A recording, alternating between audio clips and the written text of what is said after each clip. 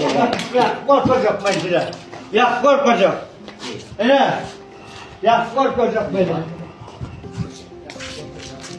18 марта в Туркменистане полиция задержала 65-летнего Мухаммед-Нура после семейной ссоры. Спустя несколько часов сотрудники вернули тело семье. Родственники утверждают, что Мухаммед-Нура не довезли живым даже до отделения полиции, а забили насмерть недалеко от дома. Члены семьи добавляют, что когда мужчина перестал подавать признаки жизни, силовики не пытались спасти его и доставить в больницу. Занимающийся делом следователь отрицает, что мужчина погиб от побоев и говорит, что он умер, потому что настал его смертный час. Сейчас супруга и дети погибшего обращаются во все инстанции, но, как пишет Туркмен Ньюс, все безуспешно. Мы обратились с жалобой к президенту Туркменистана, но следователь прокуратуры вызвал всех родственников и потребовал отозвать заявление под видеозапись. Следователь говорил, что да, следы побоев есть, но не они привели к кончине. Это, видимо, просто его смертный час настал. Дочь погибшего, Эдже, давно проживающая в Турции, рассказала, что отец не нарушал закона, заботился о семье и помогал другим. А ссора между супругами, как утверждается, без рукоприкладства,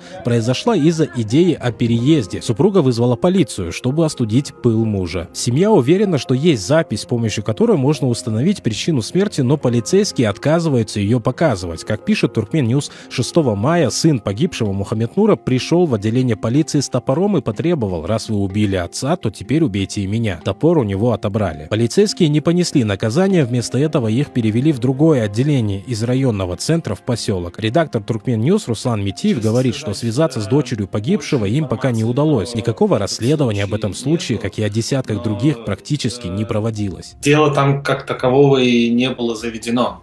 То есть семье сказали, что он умер по естественным причинам, тело вернули, его уже похоронили давно, и как бы все закрыто. В Туркменистане просто это не практикуется. Такое, что там завели дело, особенно когда вопрос касается насилия, вернее смерти с применением физического насилия. Вот яркий пример дело Белуджа Алламурата Худайрамова, которого на его теле не было живого места после того, как он 3 суток провел в полиции Туркменистана.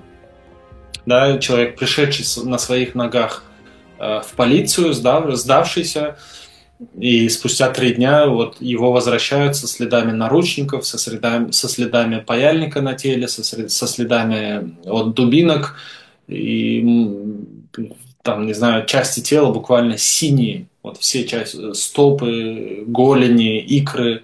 И как вы думаете, после этого дело завели? Конечно, нет. Пытки есть, изощренные пытки есть.